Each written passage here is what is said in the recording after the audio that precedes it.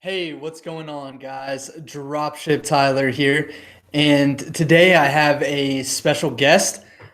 His name is Solomon Farouk, and he just created a YouTube channel called Success with Sully.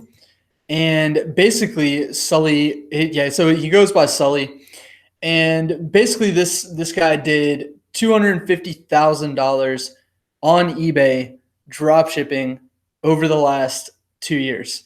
He is one of the guys that started in the David Vu course around the same time that I did and Paul J. Lipsky did, Ecom J. There was a bunch of guys that started, and like John Leon started right before then, and Joanne Ballou started right before then. So there was just like a ton of people who were drop shipping or learning to drop ship that are still very successful from that time period, which was, like I said, it was around January 2017. So it was like literally the same time I did, all those guys. So yeah, this was just another person to come out of that group of people. He started an Instagram account, and it was Success with Sully, and or no, sorry, it was the Ecom Couple, and then his YouTube channel is Success with Sully. We're just waiting for him to get on now. I'm not sure what he's doing. I sent him the link for the Hangout, so I'll have to give him a hard time once he gets on. His first video is very cool. He did a very good job editing it. And for those of you guys, so yeah, check out that. And for those of you guys that aren't aware, I am giving away my virtual assistant course for free. And there is a link in the description for that. And I truly believe that the difference between most good dropshippers and great dropshippers is the ability to hire a virtual assistant. So yeah, now we got Sully in here with us. I was just giving you a big introduction. Oh, I missed it. Yeah, so we're live now, and Okay, he's even got the sick poster in the background. Can you tell us where you got that from? yeah, I got it from it's a site called Wall 26, and it was like $25, so definitely worth it. Yeah, you had the Monopoly one up there too. What happened to that one? It's over there. It doesn't look right when I have it on this side. So usually Success with Sully is actually on my left side. But the Monopoly one's over there. It didn't look right when I was hanging it up. So I figured for right now it's just that. I got a couple other ones right here actually. Got it. Oh, nice. It's kind of like that site. It's kind of like that site Iconic. Yeah, yep, it is. Yep. That's really Kind of like cool. that. Yeah. Yeah, except Iconic is like a little more expensive, but they're also bigger canvases. I feel like I actually Yeah. reached out to Iconic today to see if they would put some art up on my wall, and I would like put links in the description, whatever, promote their stuff. And I was hoping that maybe I could get some free posters like you have. But That's a good yeah, idea. Yeah. I didn't even yeah, think of that. That's a good idea. yeah, for sure. And I feel like my channel might not be big enough to interest them yet, but who knows? Who really knows? But Maybe. Yeah. I want to get into your business, and Okay. you're one of the few people who literally probably had zero expenses, right? I mean, like, what expenses did you actually have? Because you've been manually drop shipping, which is what you talk about in your video Mhm. that you did, your first video on your channel. Talk a little bit about, like what expenses you had, because I was the type of person who I literally just threw money at the business when I first started, and that's how I was Yeah. able to scale. So I just kept Mhm. trying new softwares, hiring virtual assistants. If you could just go through like your first 3 months of the business and how much money you were spending, or if any. Yeah, yeah, for sure. So first of all, I just want to say thank you, Tyler, for having me on, of course. And yeah, so in terms of how much money Giselle and I spent, so Giselle is my business partner, you know that, but for anyone who doesn't. And so we did not really spend money on any software, but right now, all honesty, we do use TrackerBot and we also use Spot and Paste. So altogether, that's $20 a month. And as we were like going about our journey, we did have different expenses. Like we tried out different things, we tried out different softwares just to see how they work, but I never really liked any of them. So that's why Now we only have those two softwares, and it's $20 a month. That's pretty crazy considering that at my peak, I had like a $5,000 worth of software and virtual assistant That's costs. crazy.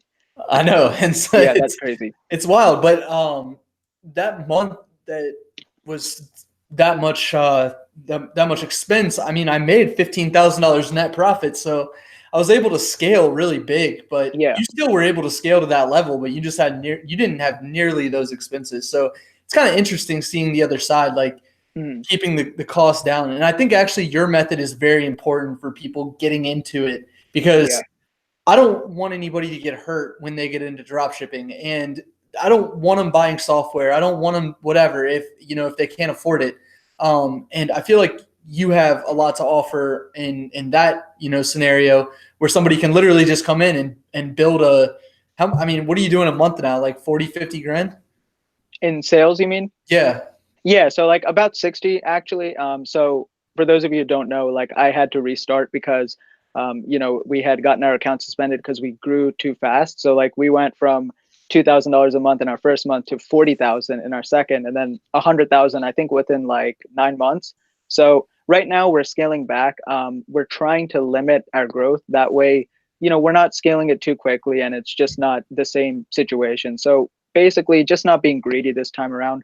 But our eBay is around consistent $2,000 a day in sales, and so And your profit margins are not like nothing. Like you're not just no, making money on the back end. You're making money on the no, front end and back. Yeah. yeah, yep. So using Lowe's, I mean, you're aware of that. Like the profit Yeah. margin's pretty good. Yes.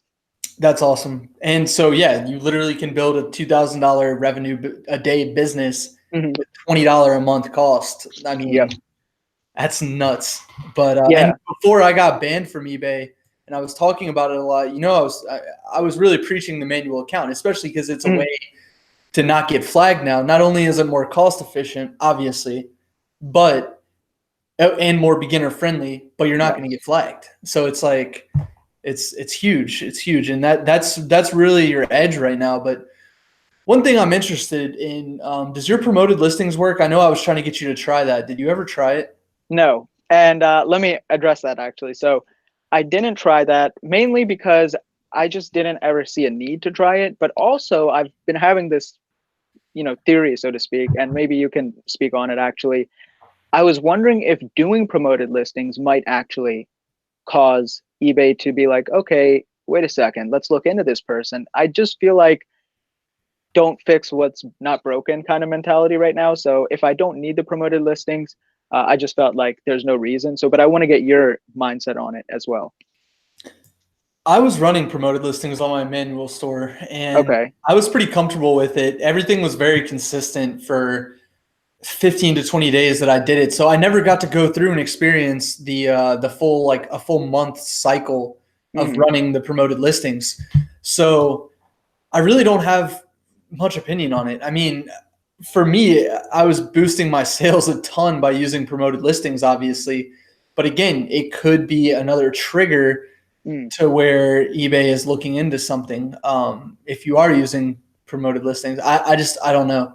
I don't know. In my mind right now, it's interesting that you use TrackerBot mm. that's connected to the API, and you're not flagged. I mean, you're getting sales like you're not flagged. So that's Yeah. interesting. Yeah. That's a really good, I'm glad you brought that up because I wanted to say, so I'm actually going to be making a video about like what do I think manual dropshipping is, just my definition of it. And I know that a lot of people, maybe even I think the definition is to anyone who's like an outsider, kind of like you're not an outsider anymore, but people who are just brand new to manual dropshipping, I think they think that it's anything that doesn't connect to eBay's API. And although I think that there is a place for that definition, I also think the beauty of manual dropshipping is really just like dropshipping in a very simple way. And I think when I really start to put out more content and like explain how we do things, I think people are going to be surprised that, wait a second, like this isn't, rocket science. And like, so a lot of people are asking me recently, like, what about your product research method? Like you must be doing so much. And honestly, it's not all that complicated. And so For me, manual drop shipping means how can I keep everything super simple but make a lot of money? That's all it is to me. And so I don't really try to focus too much on like, oh, maybe I shouldn't use this software because it'll connect to eBay's API. I kind of look at what do I need, what do I want, and I go about it that way. And honestly, you don't even need the tracker bot. It's weird that I use that because it's like, why not just have my virtual assistants do it? But I think I just really liked it, and for the price, I felt like it was a good deal, so I always kept using it. But it's pretty easy to not use tracking software. I think you would agree. Like you could get virtual assistants to do that within an hour every day. Yeah, for me, I didn't use tracking software for my manual store, obviously, because Yeah. literally my definition of manual, Right. it differs from yours, where I don't want Right. anything connected to the API. Like the whole reason for me to do manual, yes, it's to keep the cost down. Yes, it's more beginner friendly, but I wasn't a beginner. I was more focused on, okay, how can I undermine what eBay is trying to do to me and keep my sales high, keep my items high in the search rank? Because I had reps tell me that I'm like, that based on my account and what they see in my account, I'm probably on like page 4 or 5 of the search rankings for all of my listings, and that's why my sales are down, and it's because of flagging, blah blah blah. And after I heard that, I was just like, all right, that's BS. I'm paying the same as everybody else. I want my items to be like not suppressed. This manual dropshipping seems like the way to do it. But that was my definition. And again, your definition, I mean, it makes sense. But I'm just scared of them seeing TrackerBot, knowing what that software is, how it's using how it's using the API, and then figuring out, all right, well, this person's obviously a retail dropshipper. Like, right. That's what I was thinking. Right. And I think even if someone is coming in with that mindset, it's totally okay, because I mean, if really, if you think about it, the only difference in your definition is TrackerBot. And so I don't think there's much of a problem with that. If they really are afraid of that, they can just go ahead and not use TrackerBot, and then they just have to upload tracking manually. And actually, I would recommend that for a lot of people in the first couple of months, because I think anyone using software right now with eBay dropshipping, anyone who uses software started without software. And so I would say, like, you have to look at that as well. I think a lot of people who use software and are successful with it, I think there can be a place for software. I don't hate software. So I just want to put that out there. I have nothing against it, but I think it's also important to realize that anyone who is successful that's using software might not have started with software. And I think a lot of people forget that. And I think that's important to think about as well. Yeah, for the first few days of my dropshipping career, I didn't use software, but then I started using HydroLister and SKUGrid combination, because I was listing from Home Depot and Bed Bath & Beyond and Walmart. And I mean, HydroLister was all the hype back then. So yeah, and that's, if I had to honestly pick, product research and listing software is my main, I guess, pet peeve, you can say. That is the one thing, if you're going to use any software in your business, in my opinion, I would recommend you don't use that. And I want to see what your opinion is on that as well, actually. Well, I had a virtual assistant my second month dropshipping, right? And he was using HydroLister to list. And I noticed that a lot of times the manufacturer number or the warranty information or just anything like that would go into the listing as well, because my VA was not cleaning up the listing properly before he put it in there. So I see the merit of you saying, like, don't use listing software, because of the fact that, it's pulling in everything from that description, and then you got to go in and clean it up and make sure, whatever, that it looks right. And then HydroLister was having like weird issues with the format, HTML formatting and all of that. So some of the listings definitely did not look right. I agree. I agree with you. I wouldn't have agreed with you back then. I would have been like, oh, this is the only way to do it, because I can have my virtual assistant list like 10 items an hour or more than that, But. Yeah. And that's an interesting point too, is like, how many clicks does it take to list 100 items with software? And I am actually asking you because I don't actually know, because I haven't used any listing software, but I'm assuming it's a lot less clicks than it takes when you're not using that software. And what I'm trying to say with that is, it kind of desensitizes you to the listing process and what you're listing. And so I think that also has something to do with it. It's a lot of like just little details with manual drop shipping for me personally that I think it's kind of like when you say a cliche statement and you have to say, hey, I know it sounds cliche, but I think when people say that, the fact that a statement is cliche, it almost makes us forget. Because it's cliche, we don't want to think about it. And so that's the best way I can explain, like, yeah, it's simple, like, you know, it makes you desensitized, you don't care about your listings, but I think that has a lot of weight to it. I think that holds a lot of weight saying something like that. Well, what's interesting when we first started, so did you start like January 2017? Like, No, March of okay, 2017. so right Yeah. around that same time though, like that's Yeah, where like, yeah. pretty much all of the YouTube people now that I Hmm. think are relevant and like whatever from the David Vu course all started right around that time or like a little bit before, which is very interesting. It is. Yeah. And I feel like the reason is because there was, yeah, no, this doesn't apply to you as much, but I feel like there was this good combination of software out there that was allowing people to scale quickly. Hmm. And yes, some of the listings were crappy, but I'll get to that in a second. And then it was also a time where eBay wasn't completely flooded with dropshippers, and they didn't have any policies against dropshippers, from what I could see. Whatever they were like, and the dropshippers just weren't that good. I mean, there Hmm. weren't that many people sniping. It was just a lot of optimization. And even some of the people optimizing their titles, they, like you said, they're just using software and going very quickly, whatever. But in my opinion, back then, and I think Jack Pittman proved this for the few months that he was profitable doing this. In Hmm. my opinion, every single listing on eBay that you put on eBay had a positive expectation when it came to the profitability of that item, which is not the case anymore. Like I think you could throw up, 100,000 listings and be profitable. And if you throw up 200,000 listings, you're going to be twice as profitable. Maybe you're not going to be as profitable as the person who sits there and optimizes every single one of their 500 listings and does it absolutely perfect.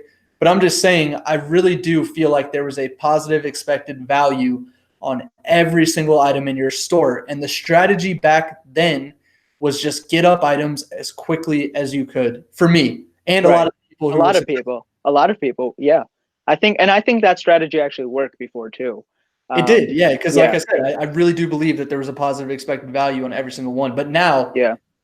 go ahead. Yeah, sorry, I didn't mean to cut you off. I just wanted to reiterate that. Oh, no, no. Yeah, I was just saying I think there was a place for that. I think there was a place for that. But I do think that not doing that, I think the beauty of when we all started was everything worked back then. And it was kind of cool because it's like we kind of learned all sorts of different things. And I just think it's cool that like you said, we all kind of started at the same time, but we've kind of done different things and we're all successful. I'm not saying, I wouldn't say, one person is more successful in their method necessarily than the other person, but I think it's cool that now we all have like a channel to talk about the different method as well. Because I think software still can work. I mean, I think it can work in, 2019, 2020. I think maybe software creators will get smarter with how they're developing their software. I'm sure that's something you would like to see, or people who still want to use software. Because look, at the end of the day, um, people are not just going to do manual. Like it's not for everyone, right? And you do have to put in a lot of work, upfront work, when you do manual drop shipping. And so it truly is not for everyone. But I think for those who don't want to spend a lot of money when they're first starting and they don't want just thousands of items in their store and stuff, and they're willing to actually work on their store, that's a big one. If you're not willing to, then you do need to go the software route. And I think software developers will get a little smarter with how they're putting it out. I think I'm interested in seeing how that plays out actually in the next few months and years. Yeah, I don't want to name the name of the software right now, but there is a software now that has developed a tool that actually will allow you to list through a Chrome extension. And what it Mm, actually does is it scrapes the information, puts it into the Chrome extension. You click a button, like you have to go to the eBay, like you have to go to create a listing, but okay. then from there it drops all the information into the eBay listing. It's like a spot and paste, A spot and paste. Yeah, that's interesting. except for listing items. So That's interesting. It is. And that's a way where now people are going to be able to list very quickly. And I feel like they're not going to be desensitized because it's different. Like you're on the page seeing how everything is rather than through HydroLister when literally you don't even look at the item until it's posted. Like, yes, you can see it in the format on HydroLister, but yeah, you know what I mean? Like you click like submit and then the item's active, you know, but yeah. um, Well, what's interesting about that also is like, I don't necessarily even think, well, the software might be desensitizing or it might not, but then on top of that, when you give the VAs the software, that's definitely, I think that's probably what it is. So like, I don't ever have my VAs list. I still list everything myself. And so that is, I think, what keeps me really in tune. That's like, I guess the secret, I guess, to keeping like a really strong connection with your store is like I list every single one, or Giselle will list every single one of our products. So I wouldn't even say the software is necessarily creating that desensitization. You know, it's probably just the virtual assistants, if I'm being honest. But again, I think there's a place for that as well. I think there is a place for having your virtual assistants list products if you want to do that. hey, what's funny is there's a woman in the chat who is hearing what she wants to hear. She says, the funny thing is that you are also ignorant and arrogant to think dropshipping started in 2017. Nobody is saying that dropshipping started in 2017. I know dropshipping has been around since probably the dawn of the internet. I'm sure somebody was doing it. Yeah, for sure. So nobody is saying that. We are saying that we started in 2017 in a time where literally everything worked and there was software to help you tailor any strategy that you wanted to work. Like it didn't matter. There's bulk drop shipping, there was sniping, snoptimization, optimization, literally anything you wanted to do, you know, is possible. Oh man, you're going to have fun once you get people like this coming in your lives. It's fine. I welcome it. I welcome it. It's okay. That's awesome. One thing I've learned is like in the dropshipping community, like not to call anyone out, but dude, it's crazy how people hear what they want to hear with everything. And people go in attack mode so quickly, especially now that I had that video of me being banned on eBay. Like I had, it's crazy, dude. Like, I mean, you know, we're both people who made 6 figures on eBay, right? But it's like, how can you say that everything that I did for the last 2 years, or everything anybody did for the last 2 years, if they got banned or suspended now because of it, is just invalid? Like it's just, oh, that's sorry. I'm just going on a tangent. Save me. Well, I'll say this. I think I had one person ask me, hey, look, you're doing the manual method, but I know that Tyler was talking about that in a video, and I'm just wondering if it's worth it to do this manual method that, you know, I'm talking about now on YouTube. And he was asking like, is it really worth it? Should I waste my time doing it? Because Tyler had gotten suspended. And so my response to that was, Tyler also just bought a house. So Tyler also just had quit his job. And Tyler also has a, you know, $1 million Amazon business now. So look, manual dropshipping is not going to save you. But, you know, I can't guarantee it's going to save you from getting suspended. I can't guarantee that not using software or using software is going to, you know, prevent you from getting suspended. But what I can assure you is you can make a lot of money dropshipping on eBay. So I would tell anyone who thinks it's like a waste of time or not to do it anymore, I would say Tyler bought a house. And, you know, I've done pretty well for myself as well. And I know a lot of other people have. So that's all I would say to that, honestly. Yeah, it's not too late. That's Right. for sure. That's my opinion. And I think the people that aren't going to start are just people that were likely never to really put as much effort into it as they required anyway. Like I feel like people are kind of self-destructing in a way or like self-sabotaging where they're just not meant for like an online business like this. And I know that's like hard to say, but it's better for them to figure it out early on, or maybe just not even start if that's their attitude, you know, from the beginning. Because I don't know about you, but I feel like me and the people that were the most successful literally just did the David Vu course and then just went hard at it and then just never looked back. You know what I mean? Like, yes, we asked questions, but there was never a time where I was gonna quit. I still remember I was calling my brother because I was trying to get my brother involved in it. And of course, like anytime you learn about something like this, you're gonna get really excited about it. And I don't know about you. I know you had certain circumstances where you were in college, you probably didn't want your parents knowing whatever. Yeah. But for me, I was like screaming at my brother through the phone, like, dude, you don't even realize what opportunity this is. You have to list items. And Yeah. like getting so mad at him. And he didn't even, I mean, he built like a 200 or 300 item store and he never went past that. And he just went below standard and quit. So it's like, some people are just not, you can push them and push them and push them, but they're never going to get to that point that, you know, you're at just because you have that motivation or something. But Yeah, I mean, I would say like I've had my fair share of helping people and stuff that, you know, really, and I'm talking like close personal friends in my life. I actually always told people whenever I got a chance that I'm drop shipping on eBay, and I made sure to say eBay because, hey, let's be honest, most people take it as a joke. When they hear eBay, it's a joke, you know, and that's the truth.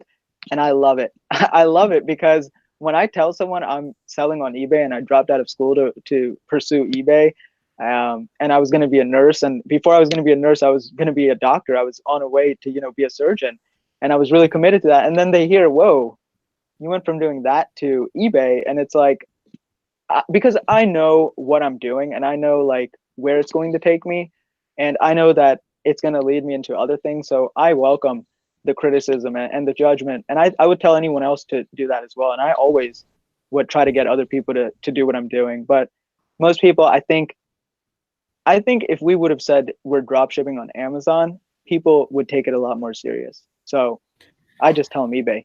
I mean, like, I show people my Amazon sales, and that's enough to get them paying attention. But I mean, yeah, yeah, the eBay sales, yeah, like eBay sales, like you tell someone you're doing $10,000 or whatever. That's Let crazy. me see if I can't see it. Oh, I'm trying to get the.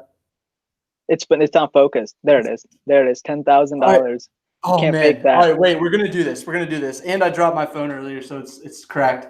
But no, back it up. Right? No, now it's dark. All right. It was focused for a second. Yeah. All right. Anyway, I was trying to prove a point. Let's see if I can put it next to my face. Nope, can't see it. All right. Anyway, $250,000 in the last 30 days. 10.5K today. 125 units sold. Thank you, Matt Gambrell, for getting me into Amazon dropshipping. I just have to give him a shout out. For sure. But anyway, but yeah, man, I mean, like those numbers are insane. Like if you show somebody those numbers, they have to believe that you're crushing it. I mean, it's crazy. Yeah, I think that's another. I mean, one thing that people will say also is, you know, oh yeah, well that's cool. You did $200,000 in sales, but 10% margin, you know, 8% margin. And so that's actually something that I had a problem with in the beginning when I would sell so much. For me, I've always wanted to make a good amount relative to my sales. And ultimately, that probably slowed me down, honestly. I think I focused a lot on, hey, I don't want to make, you know, $200,000 in a month and only have $15,000 to show for it. And I think that also slowed me down. I think there's a lot of things you learn with money in general. Like you learn to appreciate money and just learn to think differently. Like that was a bad mindset. So for anyone listening, I would say don't think like that either. Because listen, sorry, Tyler, I just want to say, because listen, people who are going to judge you for that, chances are they're not making 8% or 10% of $200,000. So why let them, you know, judge you or make fun of you for that? I mean, $15,000 is $15,000. It's $500 a day. Yeah. Most people never see that in their life. So yeah, exactly. And on $10,000 in sales, once you look at gift cards and cashback and the front end margin, I mean, I'm making over $1,000 a day. Right. Like who cares? Crazy. I invested $10,000 on a credit card to make $1,000. Like that is crazy. It's absolutely nuts. It's crazy. But getting into that is just crazy. I remember the first time I made $1,000 in a day, it's like you don't know until you do it. You can't explain it until you do it. And Well, what's funny is I told my buddies when I started this, I was like, when I have my first $1,000 day, we're gonna go to the club and we're gonna pop bottles and all this. And then I had my first $1,000 day, and then I just had another one and another one and another one. yeah, And I it was just like, this is like I built up this huge thing about making $1,000 a day, but it's really attainable. Like it's not. hmm It's crazy. And like you think it's a big number to achieve, which I mean it is. I'm not downplaying it that. is. Yeah, it is. But it comes faster than you think. Like I would Right. never think I'd be at this point after 2 years. Right. Me neither. Oh, absolutely not. I would not have thought that, I'm gonna drop out and do all this stuff. So and that's another cool thing is that I see you reflecting on that. And I think that's important. And that's something I try to do a lot is really reflect on the success and kind of stay humble because it's easy. Honestly, it is easy to get lost in the money. It is. And I have times where I like to like show off my sales and stuff. And I've had people message me and tell me, hey, look, you're like only showing off. And you kind of just have to explain, like, look, when I wasn't making that money, I wanted to see people. I wanted to see people showing me their bank account. And like no one does that. It's crazy and it's unsafe sometimes if you don't do it right. But it motivates me. And I know there's people out there that it motivates. So, it is what it is. And I think it's cool that you're kind of reflecting on that. Most people don't really look at it that way. Yeah, most people look at it as kind of a brag, but the thing is I don't talk to like my personal friends like this, or Okay. my family. Like I don't do that. I don't say, "Oh, I'm Right. making $1,000 a day" to them. I mean, I'm sure some of them watch my YouTube channel, but the point is I'm trying to be as transparent as possible on Right. my YouTube channel, right? Like, and it's not every day I make $1,000. Like that's not, Right. it's not every day, but I do want to get the point across that it is possible to people. And that, I mean, I'm a real person that literally I've scaled with my YouTube channel. People have seen my journey for the past 10 months now, Right.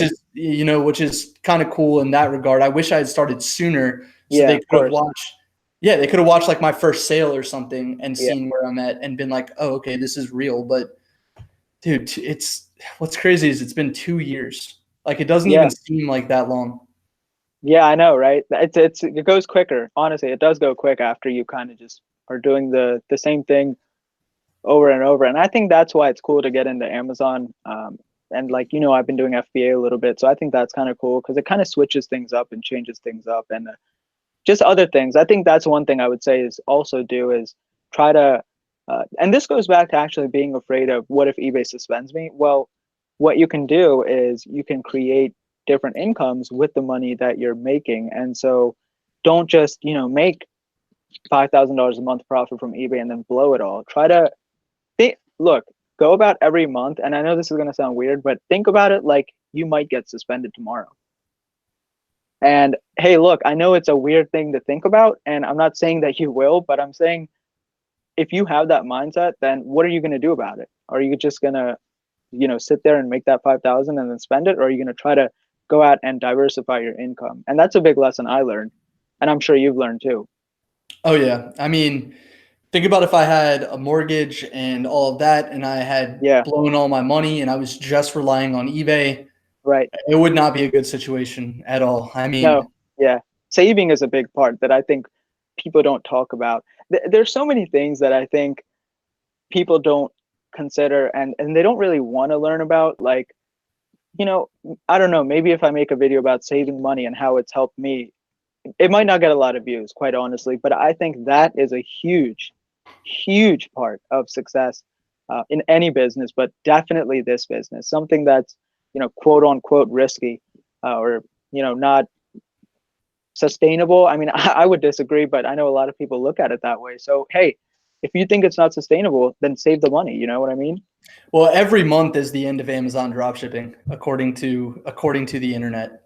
So, I And mean, eBay, yeah. Every month is the end of everything, like Shopify, eBay, Amazon, everything. And the stock market's going to crash too. So don't invest in that either. yeah. That's so funny. I mean, it's so true though.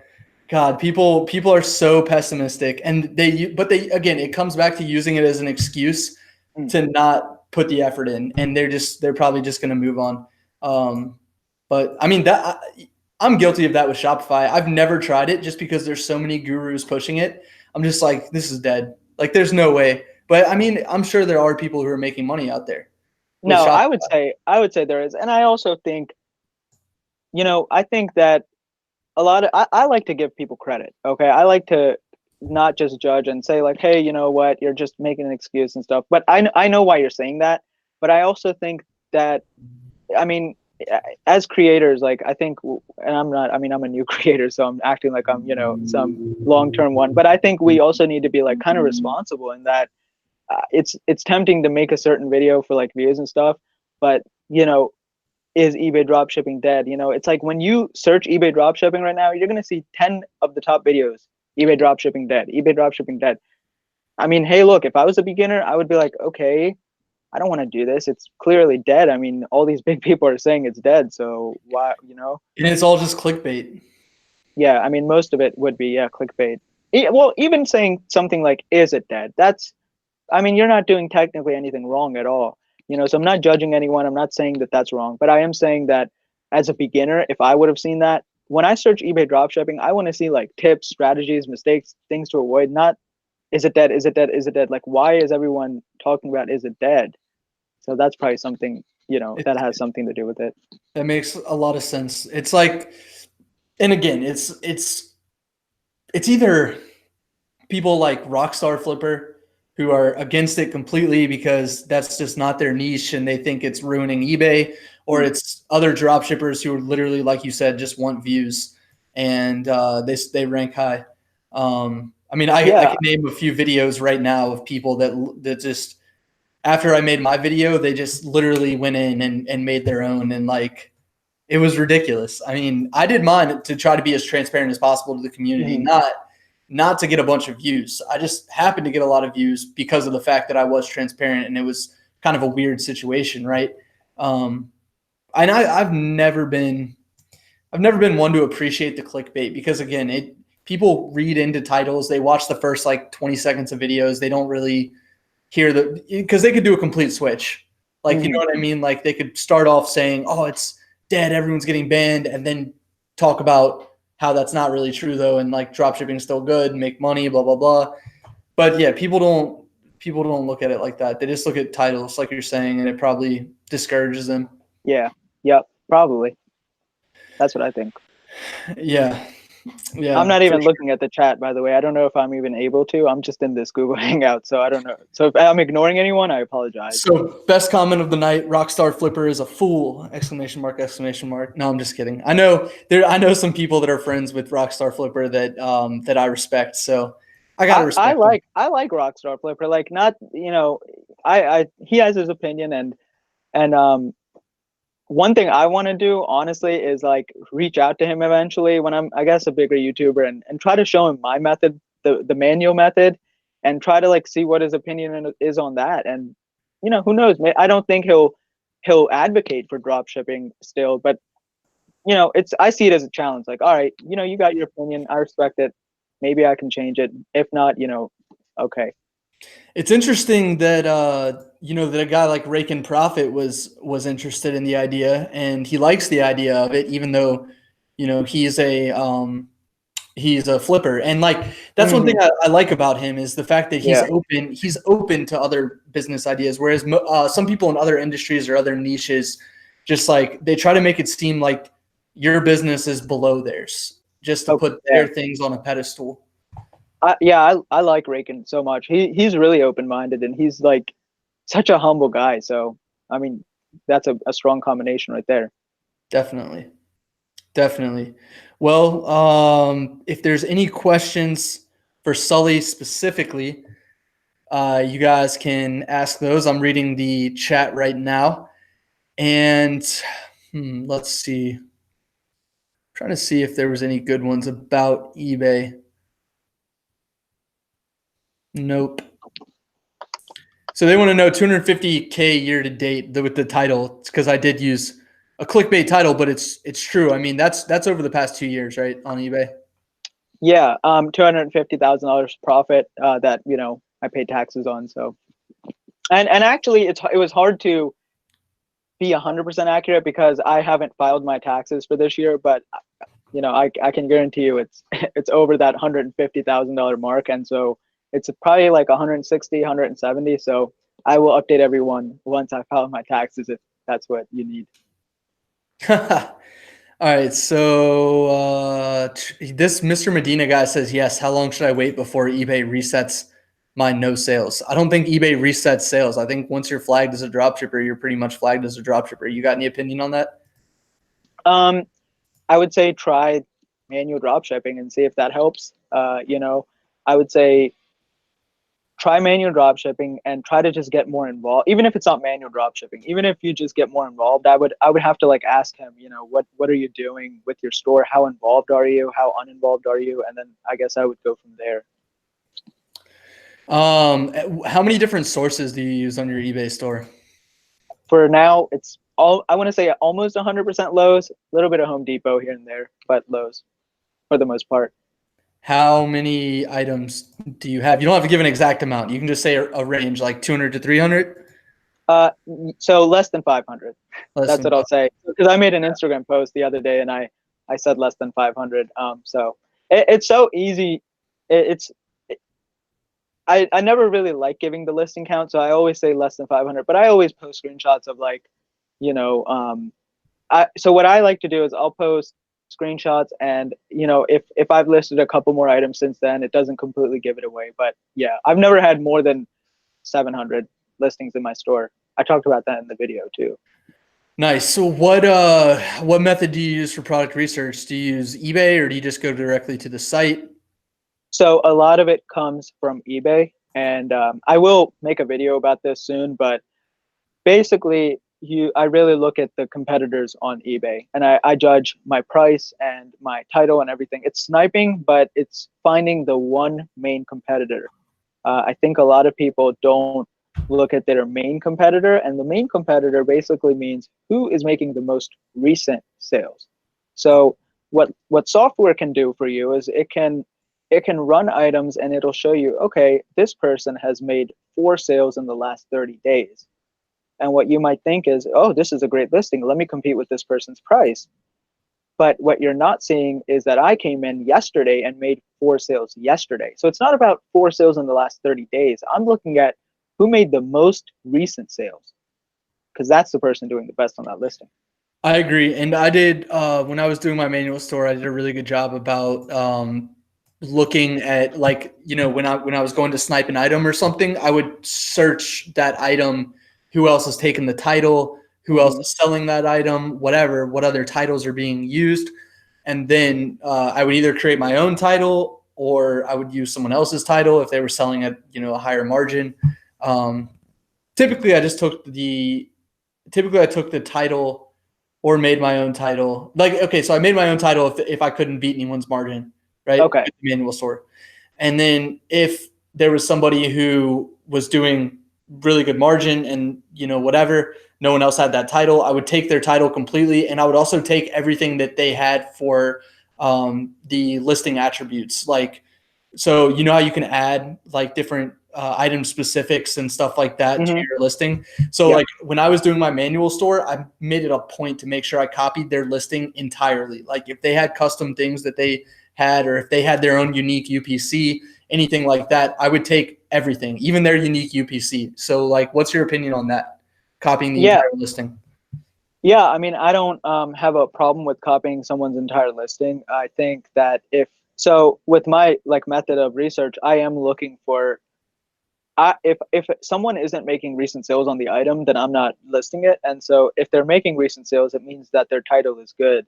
And that's another big thing, is that actually it's not always about price. And I know a lot of people think that that's false, but it really isn't. I have a lot of items that I'm more expensive than my closest competitor, but the reason is because they have a really odd title, and so sometimes title really does make a difference. It is true. So that's another thing I would say, is don't just worry about being the cheapest, but also you have to combine everything. I would say sometimes it might even come down to the description. I don't pay a lot of attention to it, but if everything's the same, the title and the price, your feedback is the same, and someone else is making the sale and you're not, you know, only a certain amount of that is luck. At what point are you going to say, okay, some of this isn't luck anymore? What am I missing here? And chances are you'll find something. Yeah. Makes sense. Lowe's question mark. Didn't Tyler not like it? In 2017, Lowe's seems to be completely different from what it is from 2018 and 2019. What's your opinion on how Lowe's has changed? Yeah, absolutely. It has changed. And I've been using it for 2 years, so I know it's changed. It's changed drastically. The customer service is a lot better. You know, they are definitely still a difficult source to use in a supplier, but just little things that matter, like website glitches and customer service, things that are really just going to hold you back. I think those have gotten a lot better. And they have a new CEO, and I'm actually interested in seeing what he does, because I keep up with that stuff too, is like seeing what he's talking about on his Twitter and stuff. Because look, what edge can I what edge can I have on my competitors? I don't know if many people go and like look into that kind of stuff, so I do that sometimes. It makes sense. It makes sense. Excuse me. So yeah, no worries, no worries. So guys, just to let you know, I have a free virtual assistant course. There is a link in the description. That course was $20 before. But yeah, Sully, that's a pretty good deal, isn't it? $0. $0. It doesn't get better than that unless you pay us to take it. That's true. Maybe I should start raffling off money so people sign up for the course. Get the course for free, plus have an opportunity to win money. God. But yeah, so I appreciate you coming on the channel, man. Let's just look real quick. And before we end it, we'll just see if there's any good. All right. All right. So Ty said he found some items to drop ship on Amazon from Lowe's. How do you keep track of out of stocks and price changes? I mean, you just change the price like manually, right? Like when an item gets ordered and you see it's out of stock, you just go in and, I mean, you change it there and you do a cancellation message, correct? Yeah, so I will make a video on this. This is actually a big one, but this kind of has to do with how you're listing, what items you're listing. So after I list products, I make sure that I actually keep up with them, a few weeks or a month after that, and I make sure, does the supplier often change prices on this item, or is it something that they keep a similar price of every week, every month? And so that's a big tip right there. It makes sense, because when I like just started that new manual store, or not just started, like 4 months ago or whatever, when I first started it, the first thing I did was take my best sellers from my old store, or from when I was doing Walmart before, and those items were still like the best sellers on Yeah. Walmart. So and eBay. So yeah, so I mean, it seems like the same items, like they're not just going to get rid of them if they keep selling No. and keep selling. But yeah, it's a good point. Eventually, you just have a bunch of really good items in your store that you never really have to worry about too much, other than the ones you just list. But Right. do you have any? You got anything you want to say to people before we wrap this up? Any words of wisdom? Yeah, I mean, anything at all. No, just that I hope you'll join me on my journey to success. And more importantly, I hope you will allow me to join you on yours. So that's all I have to say. Damn, did you practice that in the mirror? That's my saying. You'll see it in the next video. Nice. All right, cool. Well, before we leave, guys, would appreciate if you hit that like button, and would also appreciate it if you take advantage of that free virtual assistant course and go ahead and sign up. I've had 300 people use the coupon now, and there's only 700 left, and it's only been 3 or 4 days. So get the course while you can. And yeah, thanks for joining us. Yeah, for sure.